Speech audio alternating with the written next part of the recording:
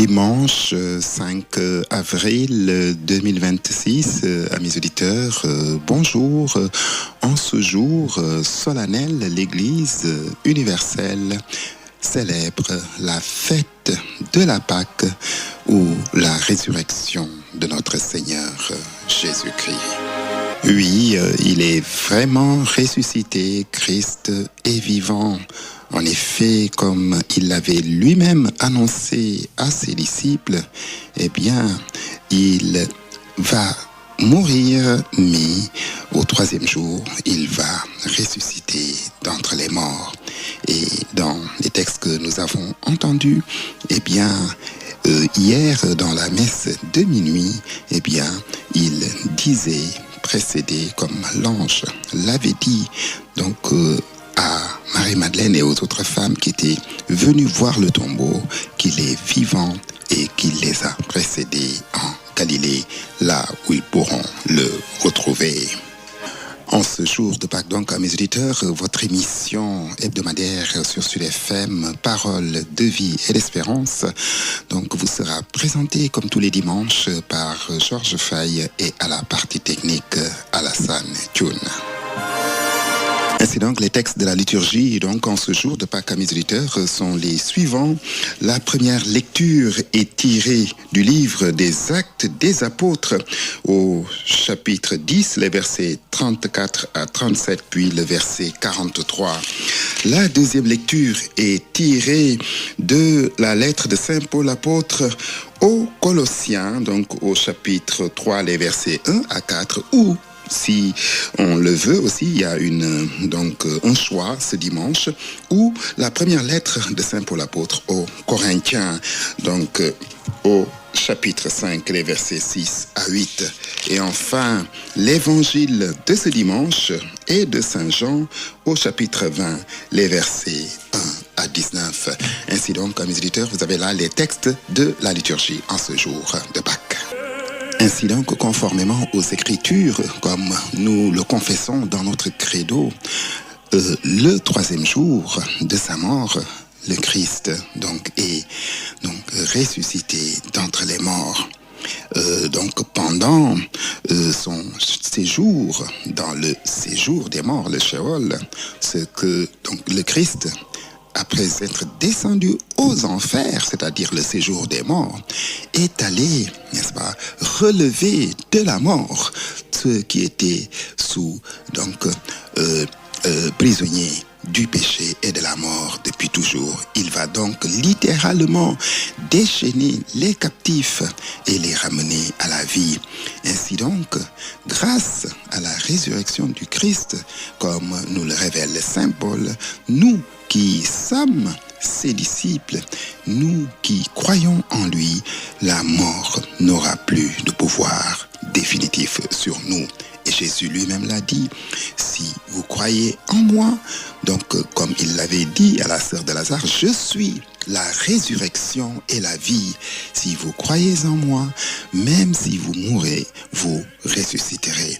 La résurrection du Christ nous ouvre d'ailleurs les portes de la vie éternelle. La mort est vaincue, comme nous le dit ce chant, puisque le Christ est ressuscité. Et hier, dans la veillée de Pâques à la messe de minuit, eh bien, nous avons fêté effectivement cette résurrection du Christ. Et donc, comme nous l'avons chanté lors de la veillée pascale, l'exultet, c'est-à-dire la nuit du ressuscité. Lecture du livre des Actes des Apôtres. Quand Pierre arriva à Césarée, chez un centurion de l'armée romaine, il prit la parole. Vous savez ce qui s'est passé à travers tout le pays des Juifs, depuis les débuts en Galilée, après le baptême proclamé par Jean. Jésus de Nazareth, Dieu l'a consacré par l'Esprit Saint et rempli de sa force. Là où il passait, il faisait le bien et il guérissait tous ceux qui étaient sous le pouvoir du démon. Car Dieu était avec lui. Et nous, les apôtres, nous sommes témoins de tout ce qu'il a fait dans le pays des Juifs et à Jérusalem. Ils l'ont fait mourir en le pendant au bois du supplice. Et voici que Dieu l'a ressuscité le 3e jour. Il lui a donné de se montrer, non pas à tout le peuple, mais seulement aux témoins que Dieu avait choisis d'avance. À nous qui avons mangé et bu avec lui après sa résurrection d'entre les morts. Il nous a chargés d'annoncer au peuple et de témoigner que Dieu l'a choisi comme juge des vivants et des morts. C'est à lui que tous les prophètes rendent ce témoignage. Tout homme qui croit en lui reçoit par lui le pardon de ses péchés. Voilà donc, amis auditeurs, le texte de la première lecture, tiré donc du livre des Actes des Apôtres. Et nous avons là un témoignage de Pierre, donc à Césarée de Philippe. Comme nous le dit le livre des Actes des Apôtres, qui est de Luc, eh bien, Pierre arrive à Césarée chez un centurion romain, c'est-à-dire un soldat, un gradé, donc de l'armée romaine, qui était l'armée d'occupation à l'époque de Jésus. Et donc, il fait ce témoignage. Les Romains sont des païens à l'époque. Donc, et il fait ce témoignage. Il dit chez donc le centurion, il fait ce témoignage. Vous avez entendu, n'est-ce pas, tout ce qui s'est passé à travers le pays des Juifs. Et il retrace un peu la vie de ce Jésus qui, donc, après son baptême par Jean, s'est mis effectivement à enseigner et à proclamer l'avènement du règne de Dieu. Mais puisqu'il dérangeait, on a ourdi un complot contre lui. Et c'est ce que nous avons commémoré avant-hier, le jour du vendredi saint. C'est ce qu'on appelle la passion de notre Seigneur Jésus-Christ. Et là où Jésus passait, nous dit Pierre, il faisait le bien. Mais apparemment, faire le bien peut aussi nous attirer des ennuis. Et ce sont ces ennuis que Jésus, n'est-ce pas, s'est attiré en faisant le bien et en guérissant, comme nous le dit Pierre, tout ce qui était sous le pouvoir du démon. Et là, il a été pendu, il a été au bois de la croix, il a été crucifié. Donc, et Pierre dit, nous en sommes les témoins, mais surtout, il est ressuscité d'entre les morts. Et là aussi, nous en sommes les témoins. Il s'est montré à un certain nombre de personnes. Et plus tard, Paul nous dira qu'il est apparu à plus de 500 frères. 500 personnes au moins. Parce que Jésus, après sa mort et sa résurrection, est resté 40 jours avec ses disciples. Il s'est montré à beaucoup de gens qui l'ont revu. Et d'ailleurs, c'est pour cela qu'il les a envoyés pour aller, n'est-ce pas, de par le monde, enseigner, n'est-ce pas, cette vérité de foi, enseigner, n'est-ce pas, la bonne nouvelle et à baptiser les gens au nom du Père et du Fils et du Saint-Esprit. Et donc, c'est pour cela aussi, amis auditeurs, puisque parfois nous pensons, ou certains peuvent penser, qu'il n'a pas été crucifié. Mais comme nous l'avons dit ici plus d'une fois, eh bien, il n'a pas été, non seulement il n'a pas été le premier à être crucifié, d'autres gens ont été crucifiés. C'était un supplice qu'appliquaient les Romains. Mais aussi, pendant le jour de sa crucifixion, en même temps que lui, d'autres, n'est-ce pas, 2 malfaiteurs ont été crucifiés avec lui. Et bien entendu, après lui, d'autres seront crucifiés, notamment certains de ses propres disciples, les apôtres de Jésus. Et donc, si ce témoignage, comme l'avaient craint les grands prêtres, ils disaient à Pilate, il faut qu'on garde le tombeau par des soldats. Voilà, sinon, ils vont voler le corps et proclamer qu'il est ressuscité, comme lui-même il l'avait prédit, comme lui-même il l'avait annoncé. il y a eu la garde, il y a eu la grosse pierre roulée, n'est-ce pas, à l'entrée du tombeau. Mais la puissance, amis auditeurs, de la résurrection du Christ, n'est-ce pas, j'allais dire, a balayé tout cela. Et après lui, tous ses disciples, et tout au long des âges, des saints et des martyrs, n'est-ce pas, ont proclamé cette vérité sur laquelle repose la foi chrétienne. Car, comme le dit Paul, si Christ n'est pas ressuscité, alors vaine serait notre foi. En effet, s'il n'y a pas de résurrection du Christ, il n'y a pas de foi chrétienne. Et comme témoignage, beaucoup de gens ont payé de leur vie. Si on peut mourir pour une vérité, en revanche, amis auditeurs, qui accepterait de mourir pour un mensonge? Qui accepterait? Je rappelle que l'apôtre Pierre, le chef, n'est-ce pas, des apôtres, a été crucifié, et même la tête en bas. Il n'a pas voulu être crucifié par le Christ. Que Saint Matthieu a été décapité, que l'apôtre André a été crucifié sur une croix en forme de X, que Thomas a été percé d'une lance, que l'apôtre Jacques donc a été décapité, Simon, n'est-ce pas, a été même scié en deux, l'apôtre Philippe lui-même a été crucifié, etc. Donc, ce qui étaient les disciples de Jésus, ceux qui tous les jours étaient avec lui, est-ce qu'ils auraient accepté de mourir pour un mensonge? Si ce qu'ils avaient proclamé était un mensonge, auraient-ils dès lors accepté de payer de leur vie un mensonge? Donc, eh bien, voilà cette vérité de foi que proclame Pierre chez le centurion romain. Et il ajoute, Dieu l'a choisi pour l'établir comme juge des vivants et des morts. C'est à lui que tous les prophètes rendent ce témoignage et disent, tout homme qui croit en lui reçoit par lui le pardon de ses péchés. Alors, amis éditeurs, je rappelle que vous suivez votre émission Parole de vie et d'espérance en ce jour spécial, jour de Pâques, jour de la résurrection. Évangile de Jésus-Christ selon saint Jean. Le premier jour de la semaine, Marie-Madeleine se rend au tombeau de grand matin alors qu'il fait encore sombre. Elle voit que la pierre a été enlevée du tombeau.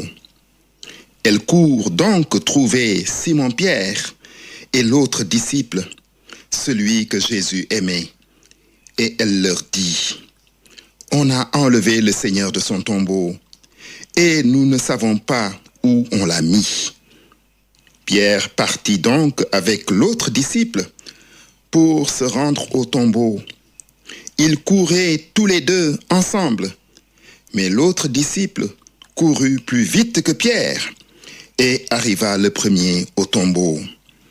En se penchant, il voit que le linceul est resté là. Cependant, il n'entre pas.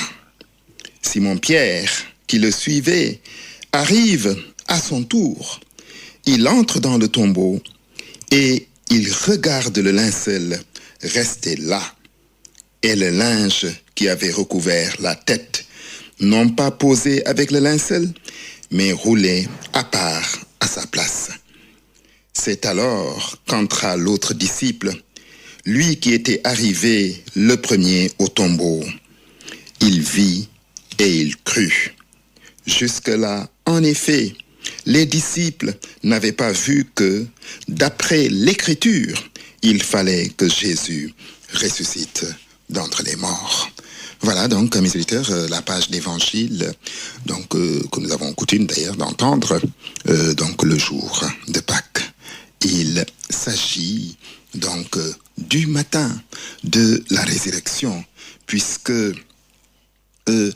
Marie-Madeleine s'est rendue au tombeau, n'est-ce pas, de grand matin. Ça veut dire à l'aube.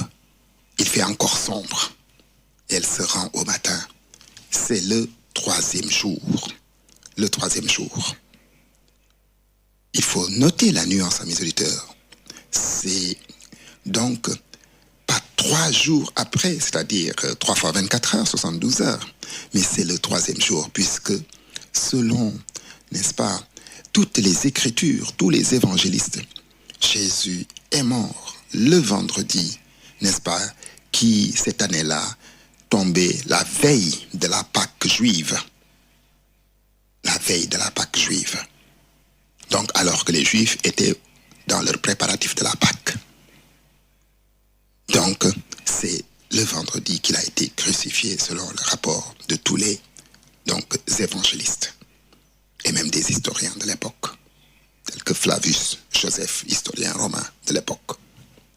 Et donc, le troisième jour, comme nous le disons dans notre credo, il est ressuscité d'entre les morts.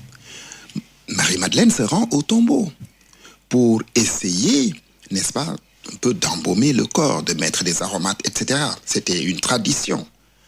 Et elle y va, mais elle trouve que la pierre a été roulée et que le tombeau est vide. Elle n'entre pas. Elle retourne avertir les apôtres. Et Pierre et Jean, même s'il n'est pas nommé, c'est de lui qu'il s'agit, puisque nous avons lu le disciple que Jésus aimait. Et cette périphrase, amis auditeurs, désigne toujours Jean.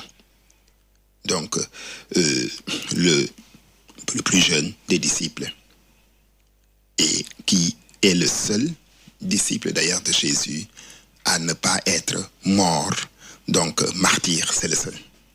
Tous les autres ont été tués comme martyrs. Et Jean est mort de vieillesse. Alors, eh bien, Jean étant plus jeune que Pierre, il court plus vite que lui et arrive donc le premier au tombeau. Il voit que le tombeau est vide, mais il n'entre pas. Il laisse Pierre arriver qui est l'aîné. Pierre entre et constate que le tombeau est vide. C'est seulement après que Jean va entrer et il va voir que le tombeau est vide. Et l'évangile nous dit, il vit et il crut. Alors, il faut se replacer dans le contexte de l'époque et dans la culture de l'époque, amis auditeurs. Les tombeaux n'étaient pas comme nos tombeaux d'aujourd'hui, c'est-à-dire creusés dans le sol et ensevelis. Non, les tombeaux étaient taillés dans la pierre, dans la roche. Il y a encore, de par le monde, des civilisations ou des cultures qui procèdent ainsi. Donc, on va tailler son tombeau dans la roche. Et les gens faisaient tailler généralement leur tombeau avant leur mort. Alors, bien sûr, c'est donc Joseph d'Arimathie qui a réclamé le corps de Jésus et qui donc l'a placé dans ce tombeau qu'il avait lui-même fait creuser dans la roche. Et donc, c'est pour ça que l'Évangile nous dit que Pierre et Jean sont entrés dans le tombeau. Et ils ont vu qu'il était vide. Mais ce vide ne signifie pas le néant, ne signifie pas qu'il n'y a pas de preuve. Et aussi paradoxal, amis auditeurs, que cela puisse paraître, la foi chrétienne est fondée sur la résurrection du Christ qui nous donne comme preuve un tombeau vide. On pourrait dire aujourd'hui, eh bien, si c'était une enquête de police moderne, on aurait dit circuler, il n'y a rien à voir. Mais justement, ce tombeau vide nous dit beaucoup de choses. Quand Pierre et Jean entrent, eh bien, ils ne voient pas le corps. Mais a-t-il été enlevé, le corps? L'aurait-on volé? Eh bien, non. La preuve est là. Le linceul qui avait enveloppé Jésus, eh bien, ce linceul est resté là. Non pas déchiré. Si c'était des voleurs, ils auraient peut-être... D'ailleurs, ils n'auraient peut-être pas enlevé le linceul. Ils l'auraient emmené comme ça, peut-être, dans leur précipitation. Ensuite, S'il avait enlevé le linceul, il l'aurait déchiré, éventuellement. Ça n'a pas été fait. Et ensuite, comme le texte de l'Évangile le dit très très clairement, eh bien, le linceul est resté là.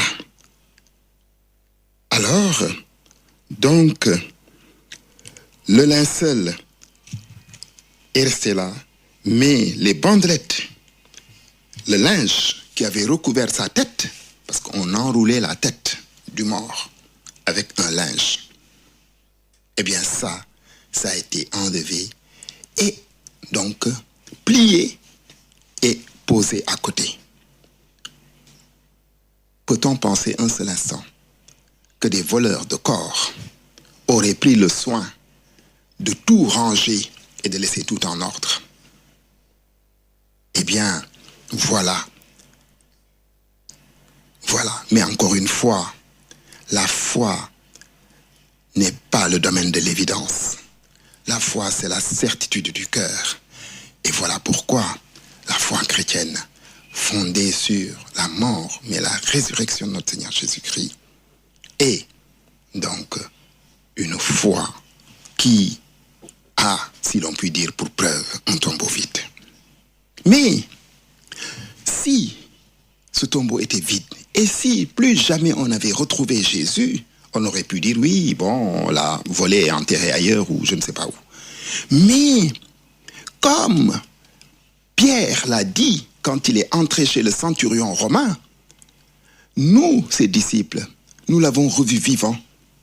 Et souvenez-vous, il est apparu aux disciples à un moment donné et il leur a dit effectivement, avez-vous quelque chose à manger? Et il lui dit, nous avons un peu de poisson ici, etc., fumé. Il dit, donnez-moi. Et il le mange devant eux pour leur dire quoi? Regardez, c'est moi, un fantôme ne mange pas. Et ensuite, Paul lui-même nous dira que Jésus ressuscité est apparu à un grand nombre de personnes. Il est apparu à plus de 500 frères, encore une fois, qui ne peuvent pas tous avoir une hallucination. Et donc, qui m'est apparu, moi, Paul, à moi, Paul, moi qui persécutais les chrétiens, moi qui tuais les chrétiens, parce que je ne voulais pas de cette religion au départ, moi, Paul, le Christ m'est apparu sur le chemin de Damas. Paul a été illuminé par une vive lumière. C'est cette lumière qui a illuminé Paul, qui est la lumière du ressuscité. Comme l'apôtre, donc comme Jean, l'évangéliste, nous le dit dans le prologue de son évangile, eh bien, la lumière, n'est-ce pas, a jailli, brille dans les ténèbres, et les ténèbres ne l'ont pas arrêté. La résurrection, la lumière de la résurrection, donc, a troué la nuit, véritablement. Et donc, c'est cette lumière du ressuscité qui a ébloui Paul sur le chemin de Damas. Et il est tombé de cheval et il a entendu la voix du Christ qui lui a dit, pourquoi me persécutes-tu? Et ce même Paul, ennemi juré des chrétiens au premier temps de l'Église, c'est lui qui deviendra l'apôtre des nations. C'est lui qui, peut-être plus que les autres, va effectivement contribuer à répandre, n'est-ce pas, la bonne nouvelle à toutes les nations. Donc, Pierre entre dans le tombeau. Il aperçoit les linges posés à plat, ainsi que le suaire qui avait entouré la tête de Jésus, non pas posé avec les linges, mais roulé à part à sa place. Leur découverte donc se résume à cela, un tombeau vide et donc les linges donc, qui sont roulés à leur place. Donc, eh bien, nous voyons là que seule la foi compte. Jésus aurait pu donner bien des preuves, mais la foi, encore une fois, n'est pas le domaine de l'évidence. Croire, c'est ne pas voir. La vraie foi, c'est cela. Croire, c'est ne pas voir. Les disciples sont entrés les deux dans le tombeau, ils n'ont pas vu Jésus. Ils ont vu un tombeau vide et ils ont cru. Mais le détail donné par l'évangéliste à mes auditeurs, donc, nous fait voir que, en fait, Jean, bien qu'arrivé en premier, laisse la préséance à Pierre. C'est Pierre qui est l'aîné. C'est lui que Jésus a choisi comme le chef des disciples. C'est lui que Jésus a choisi comme le chef de l'Église. Eh bien, Jean lui laisse la préséance. Et c'est lui, Pierre, qui entre le premier, qui voit le tombeau vide. Et tous les deux, ils voient et ils croient. Et c'est cette foi-là, dans le Christ ressuscité, qui nous a été transmis par les disciples de génération en génération. Alors, amis auditeurs, je vous rappelle que vous continuez de suivre Parole de vie et d'espérance sur Sud FM, Sen Radio, en ce dimanche de Pâques. Lecture de la lettre de Saint Paul apôtre aux Colossiens. Frères, vous êtes ressuscités avec le Christ. Recherchez donc les réalités d'en haut. C'est là qu'est le Christ, assis à la droite de Dieu. Tendez vers les réalités d'en haut et non pas vers celles de la terre. En effet, vous êtes morts avec le Christ et votre vie reste cachée avec lui en Dieu. Quand paraîtra le Christ, votre vie, alors vous aussi, vous paraîtrez avec lui en pleine gloire. Voilà donc, mes auditeurs, le court passage de la lettre de Saint Paul apôtre aux Colossiens. Et Paul nous dit, puisque nous sommes ressuscités avec le Christ, eh bien, comment sommes-nous ressuscités avec le Christ si nous ne sommes pas encore morts? Eh bien, le baptême nous plonge dans la mort et la résurrection du Christ, en attendant la résurrection finale. En d'autres termes, puisque vous avez été baptisés dans la mort et la résurrection du Christ, votre vie doit changer. Vous ne pouvez plus tendre vers les réalités d'en bas. Vous devez tendre vers les réalités d'en haut. C'est là qu'est le Christ, assis à la droite de Dieu. Qu'est-ce que Paul entend par les réalités d'en haut? Eh bien, il le précise dans les versets suivants. C'est la bienveillance, l'humilité, la douceur, la patience, le pardon mutuel. Ce qu'il appelle les réalités terrestres, c'est quoi? C'est la débauche, l'impureté, la passion, la cupidité, la convoitise.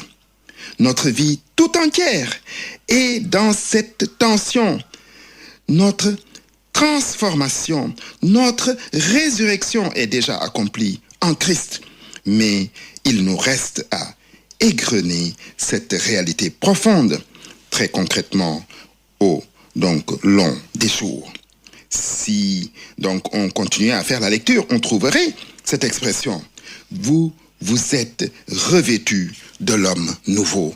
Puisque effectivement, comme l'a si bien rappelé, Monseigneur André Gay, donc dans son homélie de la messe de minuit à la cathédrale de Dakar, eh bien, aujourd'hui, avec la résurrection dans l'histoire de l'humanité, la résurrection du Christ marque une orientation nouvelle de l'histoire de l'humanité, c'est-à-dire de l'espèce humaine. Avant le Christ, nous étions condamnés à la mort définitive. Et avec le Christ, eh bien, la mort n'a plus de pouvoir définitif sur nous. Voilà pourquoi, dans notre credo, amis auditeurs, nous disons que le Christ est mort. Il est descendu aux enfers. Pas il est descendu en enfer. En enfer et aux enfers, ce n'est pas la même chose. Les enfers, dans les croyances de l'époque, c'était le séjour des morts. Donc, tous ceux qui étaient morts avant Jésus étaient là dans le Sheol, prisonniers de la mort, et Jésus est allé libérer les captifs des enfers pour donc que eux aussi aient part à la vie éternelle. Donc, élément central dans l'histoire, la résurrection du Christ. Et c'est ce que Paul nous dit. En attendant, n'est-ce pas, d'être définitivement avec le Christ, eh bien, Paul nous demande de vivre selon les réalités d'en haut et de nous détourner des réalités d'en bas. C'est en fait ce que nous comprenons dans cette épître aux Colossiens. Alors, amis auditeurs, votre émission se poursuit toujours, tire un peu à sa fin d'ailleurs. Ainsi donc, amis auditeurs, comme nous l'avons dit à l'entame de notre propos, l'Église célèbre sa plus grande fête. Pâques est la plus grande fête, fête qui donne un sens à la foi chrétienne. Et cet événement repose sur la résurrection du Christ. Résurrection dont les apôtres Pierre et Jean ont eu la certitude rien qu'en voyant un tombeau vide. Et passer de la mort à la vie grâce au baptême, nous, les chrétiens. Paul nous demande de rechercher les réalités d'en haut. Nous dit Paul donc encore une fois, c'est là qu'est le Christ assis à la droite de Dieu, ressuscité d'entre les morts. Il est monté aux cieux, comme nous le disons dans notre credo, et il est assis à la droite du Père. Ainsi, donc, la résurrection du Christ nous ouvre également, amis auditeurs, les portes de la résurrection. Donc, la mort a été vaincue, la vie a vaincu la mort. Et si nous croyons en lui, comme nous l'a rappelé Pierre chez le centurion romain, eh bien, nous vivrons pour toujours avec lui. Ainsi donc, amis auditeurs, il ne me reste plus qu'à vous souhaiter à toutes et à tous une joyeuse fête de Pâques. Joyeuse fête de Pâques à nos fidèles auditeurs comme Jean-Baptiste Sen, certainement le plus fidèle auditeur de notre émission, à Charles Faye, à Bernadette Faye, donc à tous ceux, même le doyen Adjouma, Adjouma Diallo, qui nous suit également le dimanche. Donc voilà, alors bonne fête de Pâques à Alain Silva et à tous les autres. Donc, que le Christ ressuscité nous illumine de sa lumière sans fin. Ainsi donc, amis auditeurs, c'est bien fini. C'était votre émission catholique du dimanche Parole de vie et d'espérance sur Sud FM en ce jour de Pâques. Alors, merci, présenté par Georges Faye et notre ami Alassane Thioune. Merci pour votre aimable écoute et à bientôt sur cette même antenne.